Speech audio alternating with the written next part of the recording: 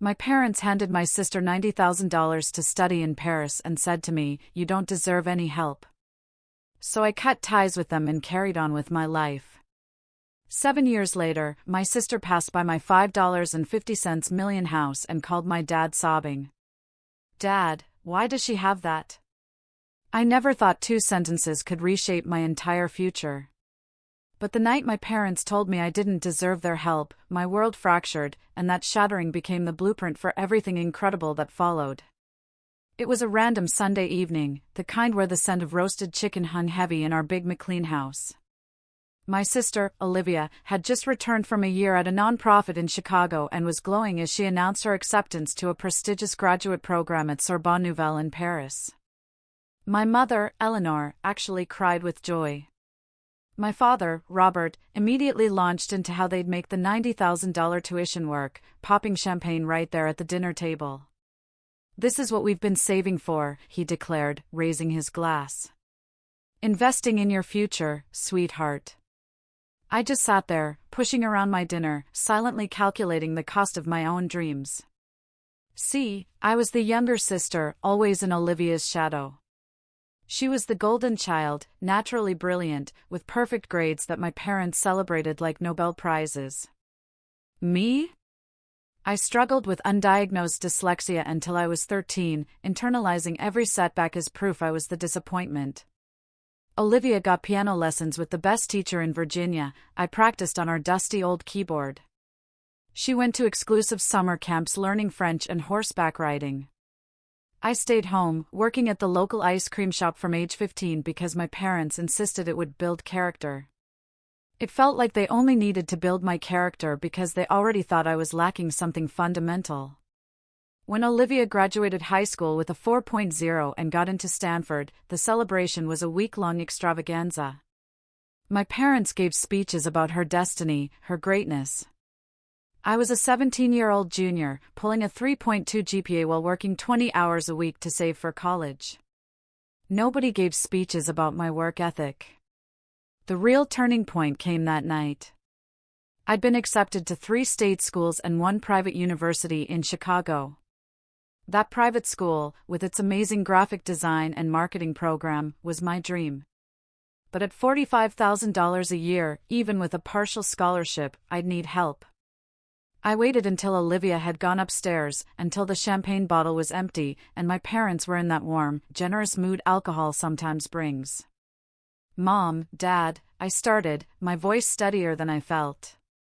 "Can we talk about college?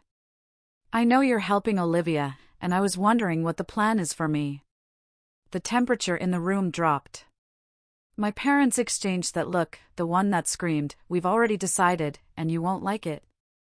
"Sweetheart," Eleanor began, and I instantly knew where this was going. "Your situation is different from Olivia's." "Different how?" I asked, a knot tightening in my stomach. Robert leaned back, adopting that authoritative courtroom posture. "Olivia has worked incredibly hard. She's earned this opportunity.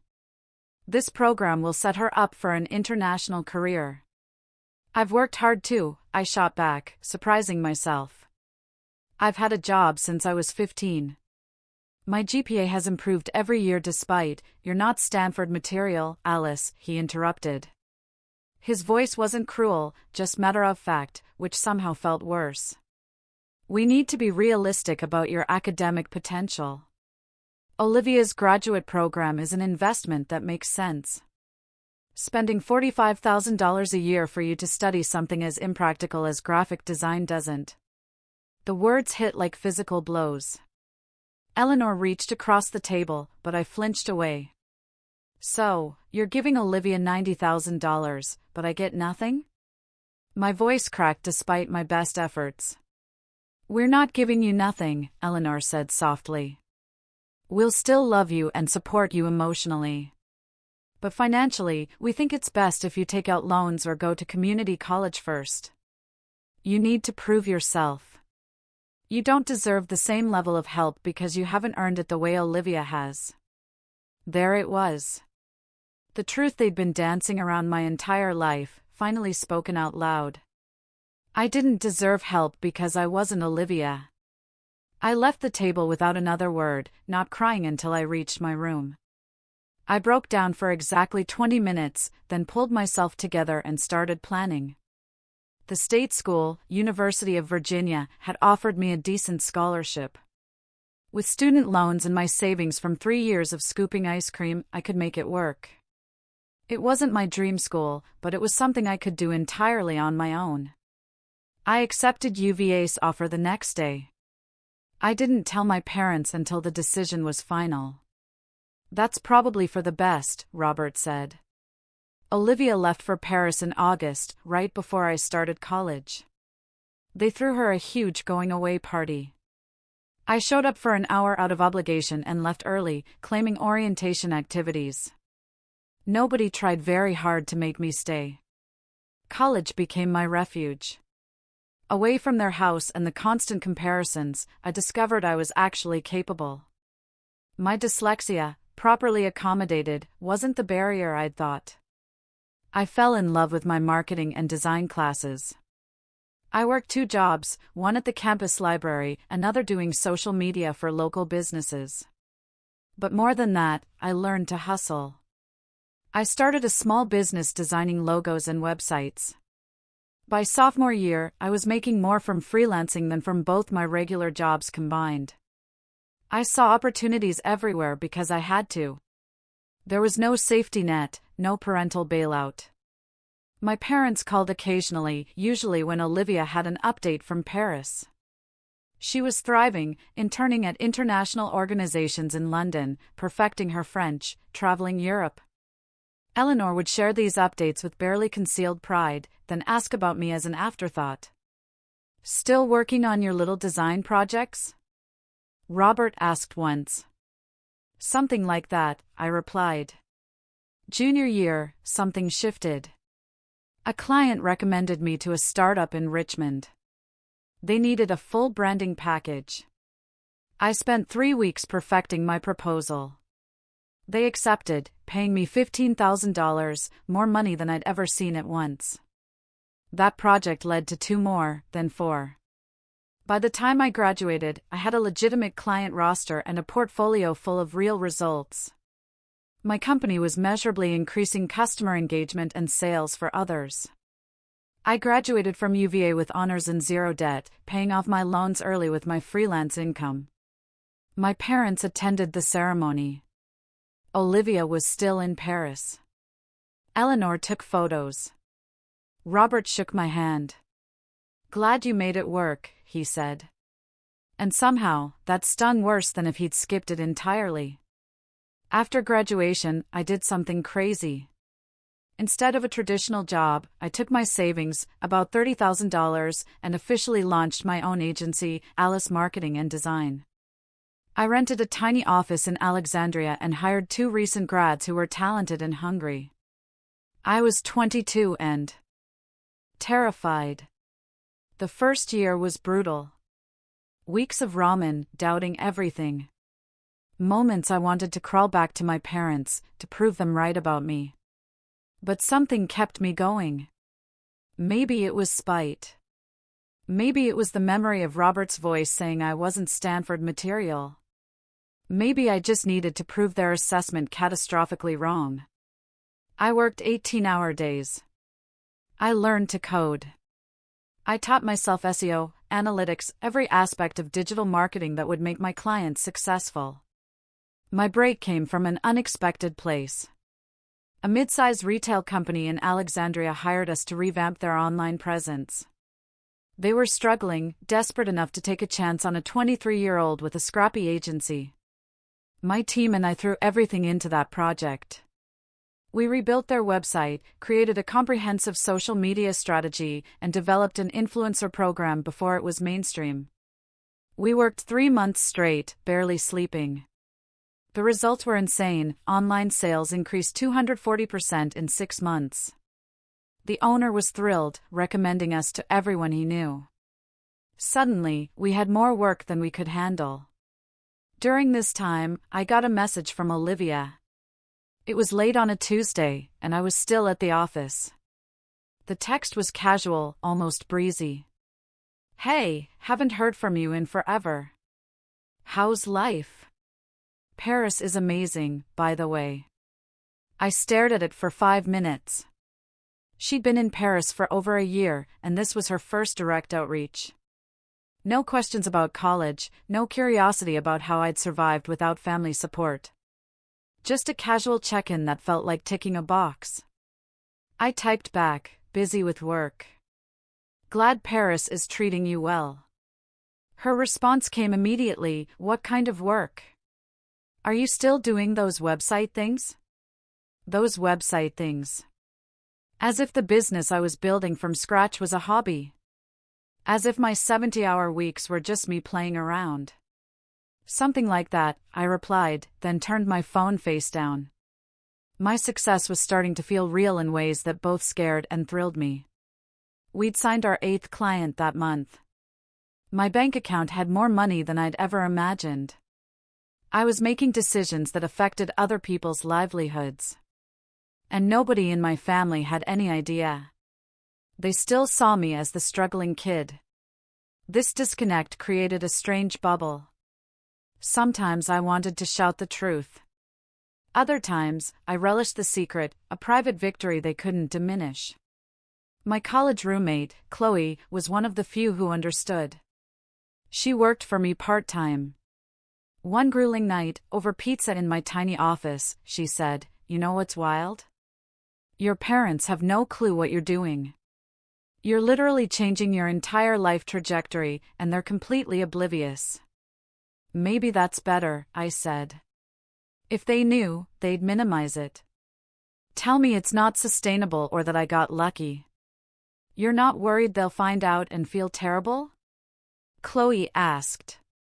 I considered it. I used to fantasize about that scenario. But honestly, I don't think about them that much anymore. This business, this life, it's not about proving anything to them. It's about proving something to myself. Chloe nodded slowly. That's probably healthier. But when they do find out, that's going to be one hell of a conversation. She had no idea how right she was. The summer after my 2nd year in business, Olivia came back from Paris for a month. My parents threw another party. I got the obligatory email invitation, addressed to the Morrison family, which felt like a joke. I didn't go. I sent a card and a nice bottle of wine, a gesture that looked appropriate but required zero emotional investment. Eleanor called the day after. Alice, honey, we missed you yesterday. Olivia asked about you. I had client meetings, I lied smoothly. Work has been intense. Still doing the design business? She asked, that phrase again, still doing, like she expected me to have given up. Yes, Mom. Still doing it. Well, that's nice, dear. Olivia has such exciting news about her internship opportunities in London. The connections she's making are just incredible. I made appropriate listening noises while reviewing a contract. Eleanor talked for 20 minutes about Olivia's accomplishments. She asked me exactly 2 questions about my life, which I answered in 5 words or less. When we hung up, I felt nothing. Not anger, not hurt, just a distant acknowledgement that this dynamic would never change unless something dramatic forced it to. That something would come, though I didn't know it yet. It would come in the form of Olivia standing in my entryway 3 years later, her entire understanding of our family hierarchy crumbling around her. I hired 3 more people, then 5 more. We moved to a bigger office. Within 2 years of graduating, my agency had 15 employees and annual revenue approaching $2 million. I was 24 and building something beyond my wildest dreams. My parents knew none of this. I'd stopped calling them regularly. They'd reach out on holidays, birthdays, and I'd give vague, brief responses. They knew I had some kind of business, but never asked for details, and I never offered them. Olivia came back from Paris with her master's and got a job at the State Department in Austin, Texas. My parents were predictably thrilled, helping her move, furnishing her apartment, visiting constantly. I learned all this through Olivia's Instagram. Year 3 of my business brought an opportunity one never imagined. A venture capital firm reached out. They wanted to invest. After months of negotiations, they offered $2.5 million for a 20% stake. I was 25. That money allowed us to expand rapidly. We opened a second office in Chicago. We started landing national clients, brands people actually knew. My company was profiled in Forbes' 30 Under 30 list when I was 26. At that age, I was running a company valued at $12.5 million. I bought a house that same year. Not just any house, a stunning contemporary property in Potomac, Maryland. 5 bedrooms, floor-to-ceiling windows overlooking the river, an infinity pool, professionally landscaped grounds. The kind of house I dreamed about as a kid. It cost $5.5 million. I paid 40% down in cash. The day I closed, I sat on the floor of my new living room, furniture not yet arrived, and cried. These weren't sad tears. They were complicated, messy tears of triumph and grief. I'd made it. I built something extraordinary from nothing. And the people who should have been most proud had no idea. I didn't tell my parents about the house. I didn't announce it on social media. I simply moved in. Olivia, however, had kept tabs on me through high school acquaintances. One must have mentioned something about my new place because one Saturday afternoon, 3 months after I'd moved in, my phone rang. It was Olivia. We hadn't spoken directly in almost a year. "Hey, Ollie," she said, using the nickname I'd always hated. "I'm actually in Virginia for the weekend visiting Mom and Dad. A friend mentioned you're living in Potomac now. I was thinking about driving by. Maybe we could get coffee." There was something in her voice, casual curiosity laced with skepticism, like she couldn't quite believe what she'd heard. "Sure," I said. "I'm home today." I gave her my address. Then I sat back and waited. She arrived 40 minutes later in the Mercedes sedan my parents had bought her as a graduation gift. I watched from my upstairs office window as she pulled into the circular driveway. She got out of the car and just stood there, staring at my house, her mouth literally open. She walked closer slowly, like she was approaching something that might disappear. She looked at the architecture, the grounds, the 3-car garage where my Range Rover and Tesla were visible. My doorbell rang. I took my time walking downstairs, letting her marinate in whatever she was feeling. When I opened the door, Olivia's expression was priceless. Confusion, shock, and something like panic fighting for dominance. "Alice," she said, this really your house?" "Come in," I said, stepping aside. She walked through my foyer like she was touring a museum. Her eyes took in everything, the custom light fixtures, the original artwork I'd started collecting, the designer furniture, the river view through massive windows. "I don't understand," she finally said. "How can you afford this? What do you do?" "I run a marketing agency," I said simply. "We work with national brands on their digital presence.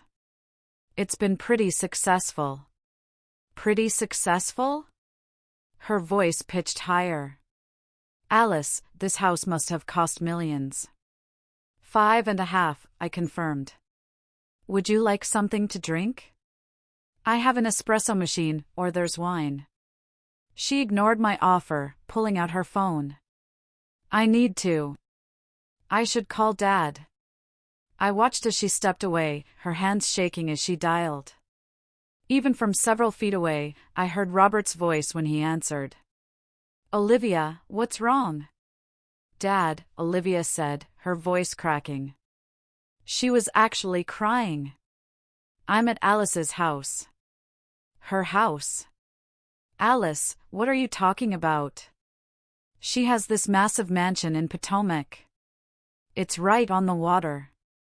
"Dad, it must have cost millions. She has expensive cars, designer everything.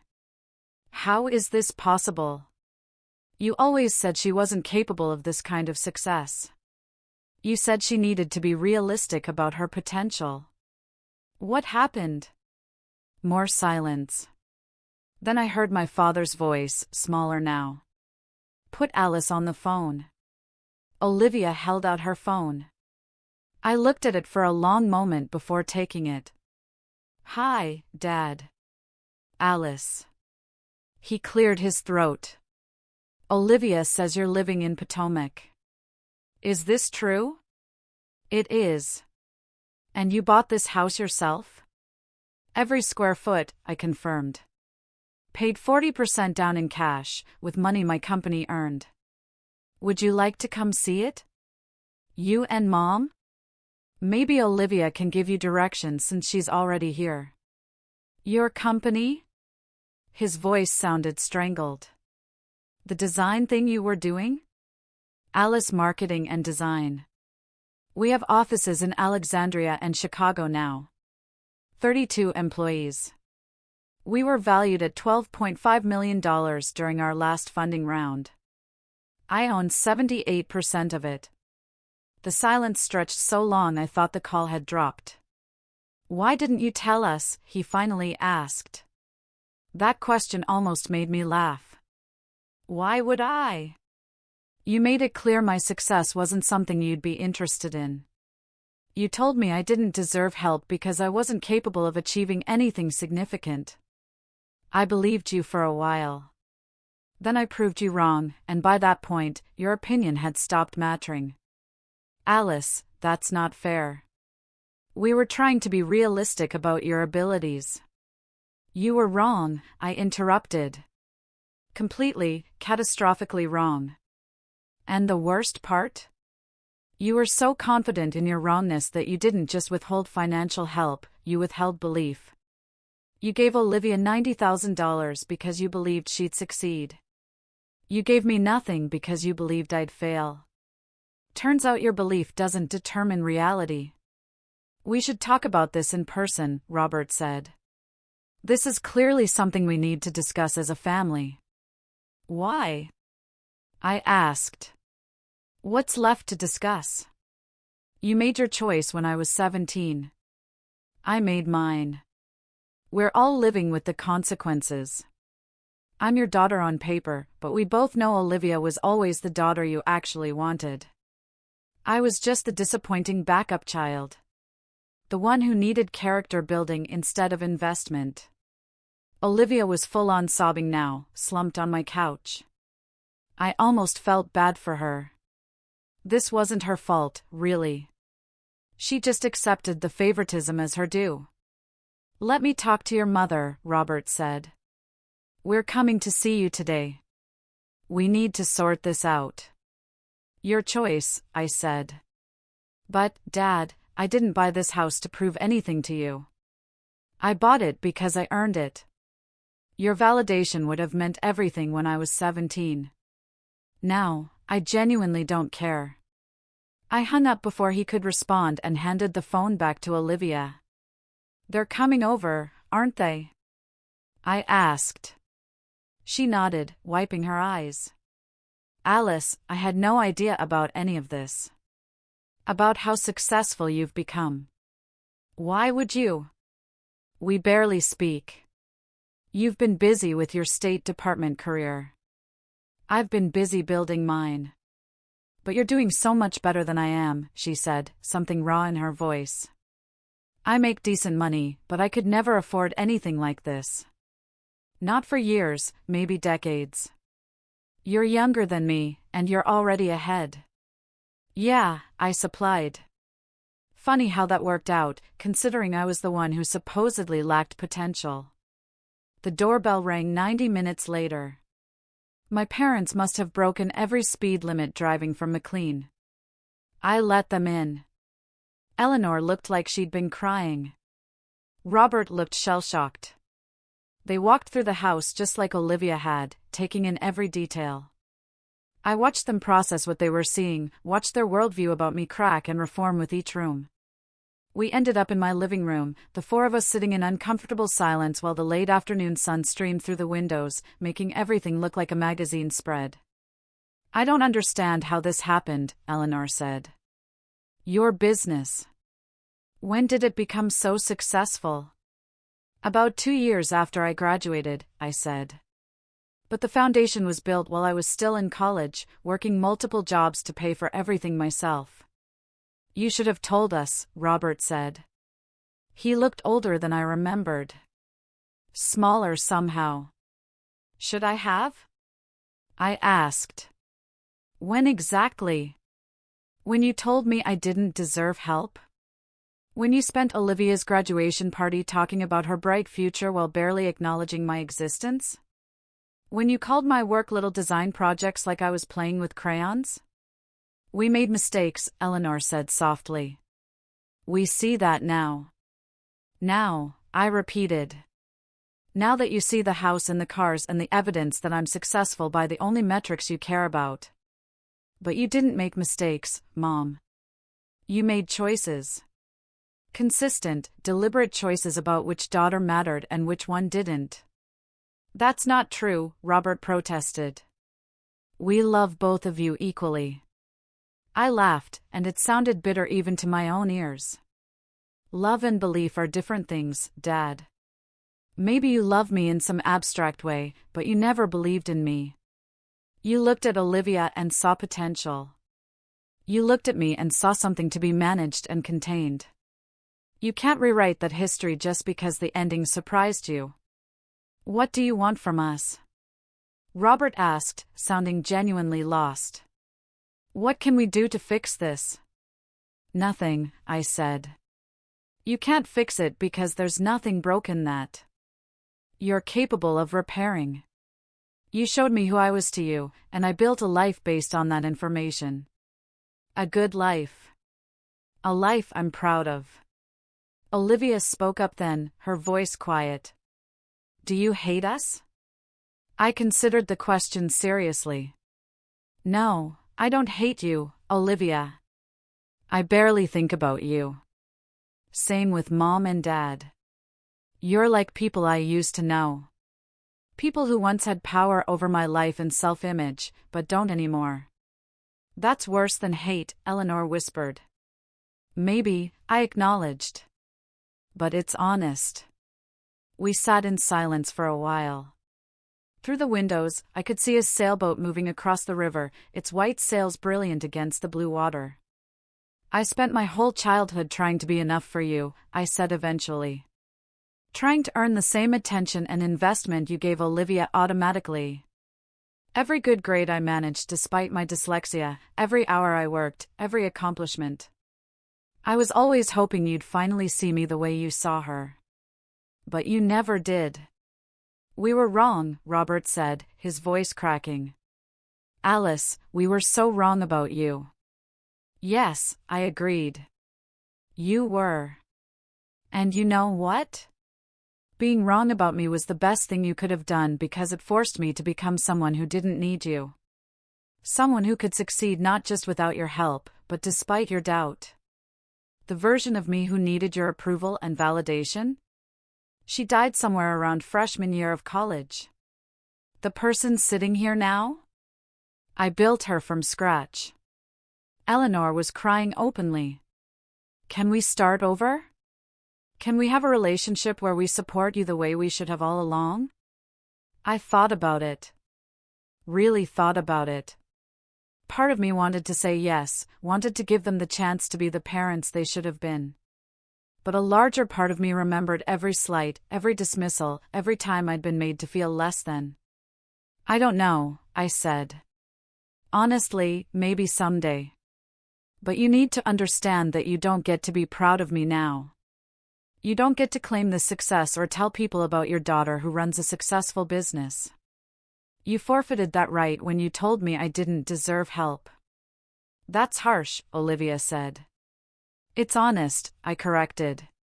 Harsh would be rubbing your faces in this.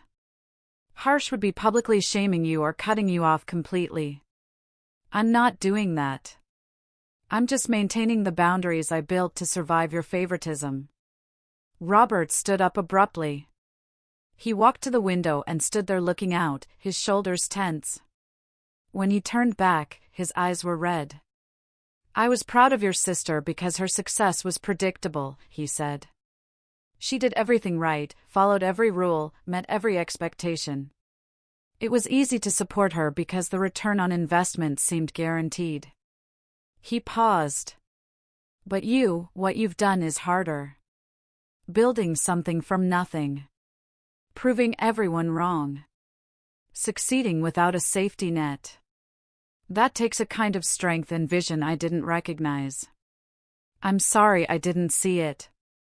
I'm sorry I was too blind and arrogant to realize that maybe the daughter who struggled was actually the one with the most potential. It was the most honest thing he'd ever said to me. It didn't fix anything, but I appreciated it nonetheless.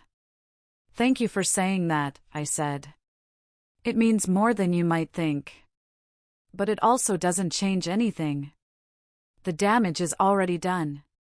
We talked for another hour, circling around the same themes. They wanted forgiveness or at least reconciliation.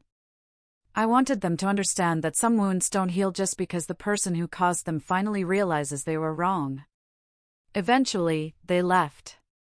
Olivia hugged me at the door, holding on longer than necessary. I'm proud of you, she whispered. For what it's worth. It wasn't worth much, but I hugged her back anyway. Over the following months, my parents made attempts at connection. Cards arrived for my birthday with checks I didn't cash. Eleanor sent emails with subject lines like, "Just thinking of you," that I read but rarely answered. Robert called occasionally, leaving voicemails about wanting to take me to dinner, wanting to hear about my business, wanting to be involved in my life. I wasn't cruel about it. I'd respond sometimes, keep the conversations brief and polite. I sent a Christmas card, but I didn't let them back into my inner circle. They'd be forever held at arm's length, casual acquaintances who happened to share my DNA. My business continued growing. We landed a contract with a Fortune 500 company that elevated our entire reputation. I hired a COO, which freed me up to focus on strategy and vision. By the time I turned 29, my company was valued at over $20 million. I started dating someone, a guy named Mark, who owned a construction company and understood what it meant to build something from the ground up. He knew about my family situation, knew why I kept them distant, and never pushed me to reconcile before I was ready. Olivia got engaged to a guy she met at the State Department. My parents flew to Austin multiple times to help with wedding planning. They invited me to the engagement party. I sent a gift but didn't attend. Here's what I learned through all of this: sometimes the people who believe in you least end up motivating you most. My parents' doubt became rocket fuel. Their dismissal became determination. Every time I wanted to quit during those brutal early years, I'd remember Robert saying I wasn't Stanford material, Eleanor saying I didn't deserve help. And I'd work another hour, make another call, push another boundary. Success built without support hits different. There's a purity to it. A knowledge that every achievement is genuinely yours. Nobody can take credit. Nobody can claim they always believed in you. The victory is entirely, absolutely your own. Do I wish my parents had believed in me from the start? Sometimes. It would have been easier, definitely less painful. But it also wouldn't have made me who I am. The woman who bought a $5.5 million house at 26 isn't the same person who would have existed if her parents had bankrolled her dreams. I built myself in the fire of their doubt and came out stronger than any version of me they could have imagined. Olivia got married the following spring. I attended the wedding, bought an expensive gift, and made polite conversation during the reception. My parents tried to introduce me to relatives as our daughter who runs a very successful business, and I could hear the pride they were trying to claim. I smiled and redirected the conversations. Their pride wasn't something I needed or wanted anymore. On the drive home, Mark asked if I'd ever forgive them completely. I don't know, I said. Maybe forgiveness isn't the goal. Maybe peaceful coexistence is enough. You're not angry anymore, he observed. He was right. Somewhere along the way, the anger had transmuted into something else. Indifference, maybe. Or just the calm that comes from winning on your own terms. My parents gave Olivia $90,000 and told me I didn't deserve help. They were accidentally right. I didn't deserve their help. I deserved better than conditional support and contingent belief. I deserved to build something entirely my own, something nobody could take credit for. So that's what I did. And 4 years later, when Olivia drove by my house and called our dad crying, asking why I had what I had, the answer was simple: because I built it. Because I earned it. Because their doubt made me hungry and their dismissal made me unstoppable. Because sometimes the greatest gift parents can give is showing you exactly how much you'll have to do on your own. And sometimes, just sometimes, you take that gift and turn it into something magnificent. What would you have done if you were in my shoes?